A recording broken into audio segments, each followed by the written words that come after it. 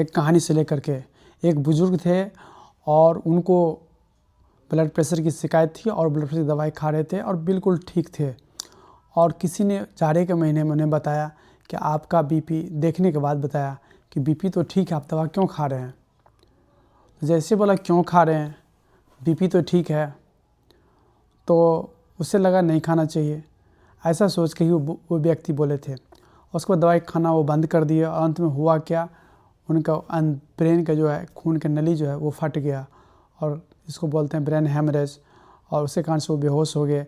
इलाज के क्रम में आए, इलाज हुआ भी, अंत तक वो बच नहीं पाए। तो आज की कहानी का अर्थ होता है कि अगर ऐसे कुछ बीमारी है जहाँ पे अगर आपका चीज़ सही है लेकिन आप दवा ले रहे हैं तो वहाँ दवाई बंद नहीं करनी चाहिए। इस बात को समझाने के लिए वीडियो बनाया। खास के ब्लड प्रेशर में, ब्लड शुगर में और थायराइड की बीमारी में और बहुत सारी बीमारी है जिसमें यहाँ ये बात लागू होती है। लेकिन ब्लड प्रेशर की बीमारी में, ब्लड शुगर की बीमारी में और थायराइड की बीमारी में एक कॉमन एग्जांपल है जहाँ आपको समझना है। आपका ब्लड प्रेशर सही है या आपका ब्लड शुगर सही है, आप दवाई ले रहे हैं तो आपको दवाई बंद नहीं करनी है। इस बात को समझाने के लिए वीडियो बनाया है। क्योंकि बहुत सारे लोग मिस्टेक करते हैं, आपका ब्लड प्रेशर ठीक है तो दवा क्यों खा रहे हैं, आपका ब्लड शुगर ठीक है दवा क्यों ले रहे हैं। कभी कभी लोग दवा लेने की जगह पर दवा का डोज कम कर देते हैं। आप तो ब्लड प्रेशर ठीक है, दवा का डोज कम 2 बार तो 1 बार कर देते हैं।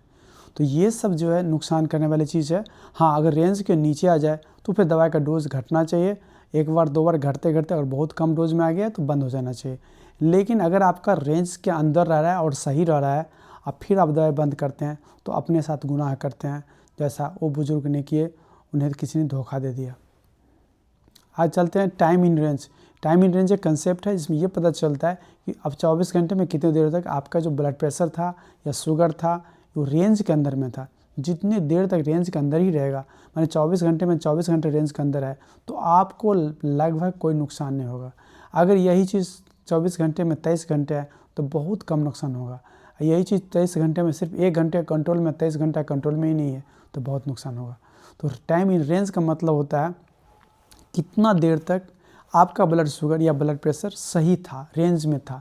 तो यहाँ चलिए दिखा रहे हैं फास्टिंग ब्लड शुगर, यानी खाली पेट में जब आप शुगर चेक करते हैं तो शुगर होना चाहिए 70 से लेकर 100 के बीच में। देख रहे हैं, 70 से 100 के बीच में। खाने के 2 घंटे के बाद 100 से लेकर 140 के बीच में होना चाहिए।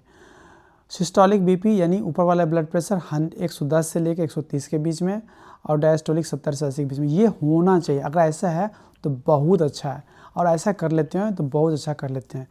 तो वीडियो का जो उद्देश्य था कि किसी भी आदमी को अगर ब्लड प्रेशर बढ़ा हुआ है और दवा ले रहे हैं और वो ठीक आ जा रहा है, रेंज में हो रहा है, तो सही हो रहा है, तो उसको दवाई बंद नहीं करनी चाहिए। ये आज का टॉपिक का विषय का जो सीखने की बात यही है।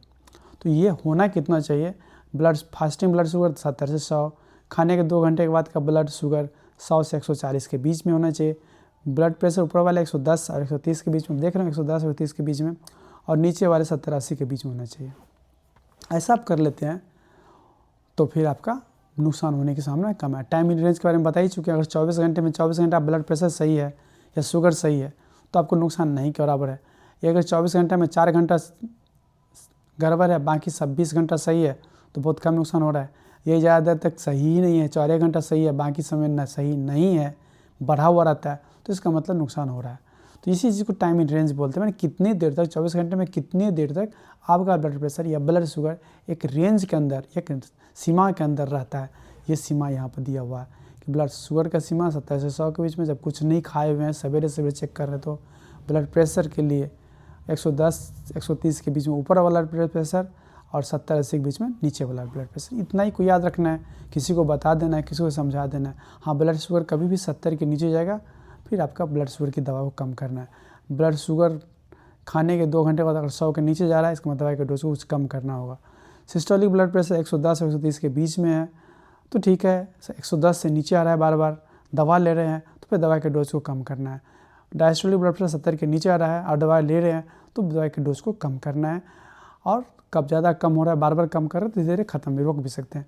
लेकिन क्वेश्चन उठता है रेंज के अंदर में है, सब कुछ सही, जैसे 20 और 80 ब्लड प्रेशर है, 120 और 76 ब्लड प्रेशर, तो फिर आपको ब्लड प्रेशर दवाई को डोज को भी कम नहीं करना है और बंद भी नहीं करना है।